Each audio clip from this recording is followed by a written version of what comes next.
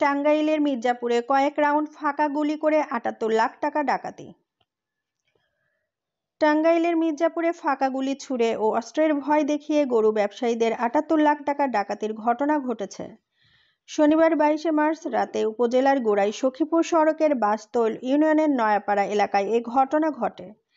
ভুক্তভোগী গরু ব্যবসায়ীরা হলেন রাজশাহী জেলার বিন্দারামপুর গ্রামের মোকসেদ আলীর ছেলে পিয়ারুল, একই এলাকার লিটন মিয়া, মনিরুল, জেবেল মিয়া। জানা যায়, মির্জাপুর উপজেলায় প্রতি শনিবার কাইতলা গরুর হাট বসে।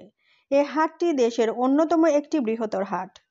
ভুক্তভোগী গরু ব্যবসায়ীরা গরু বিক্রি করে সন্ধ্যায় প্রাইভেট কার যোগে বাড়ি ফিরছিলেন। পথিমধ্যে তারা নয়াপাড়া এলাকায় পৌঁছলে হঠাৎ করে ৮ থেকে ১০টি মোটরসাইকেল ও একটি হাইস নিয়ে ওই গরু ব্যবসায়ীদের প্রাইভেট কারটি গতিরোধ করে এলোপাথারি ফাঁকা গুলি ছুড়ে আতঙ্ক সৃষ্টি করে। এরপর ডাকাত দল প্রাইভেট কারের গ্লাস ভেঙে অস্ত্রের মুখে জিম্মি করে তাদের ভয় দেখিয়ে সাথে থাকা ৭৮ লাখ টাকা ভর্তি ২টি ব্যাগ ছিনিয়ে নিয়ে আজগানা ইউনিয়নের খাটিয়ার হাট সড়ক দিয়ে পালিয়ে যায়। এদিকে ডাকাতির পর দিশেহারা হয়ে পড়েছেন ভুক্তভোগীরা। তাদের মধ্যে গরু ব্যবসায়ী পিয়ারুল জানান, ছিনতাইকারীরা গুলি ছুড়লে আমরা ভয় পেয়ে যাই। পরে অস্ত্র ঠেকিয়ে আমাদের ৭৮ লাখ টাকা ভর্তি ২টি ব্যাগ নিয়ে তারা পালিয়ে যায়।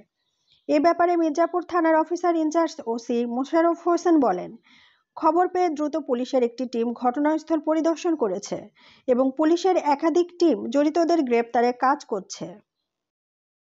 5 মিনিট পর আজানের 5 মিনিট পর আপনার কয়জন ছিলেন প্রাইভেটে? 4 জন। এটা হইলো কিভাবে? আসছিল ওরা কিভাবে সন্ত্রাসীরা? মোটরসাইকেল আর হাইসে হাইস আর মোটরসাইকেল ছিল। মোটরসাইকেল কয়টা ছিল? 10-15টা মোটরসাইকেল। আর হাইসে কয়জন লোক ছিল? হাইসে লোক দেখিনি তো আমরা। আপনাদের কিভাবে এই জায়গায়? আমাদের মোটরসাইকেল এসে ডাইরেক্ট মেরে পিস্টল ধরে নিয়ে গেছে। এই জায়গায় স্টপ করেছে গাড়ি? এই জায়গা দিয়ে আপনারা গাড়িতে কয়জন ছিলেন? 4 জন। আপনারা কয় মিনিট হয়েছে আপনাদের এই জায়গায়?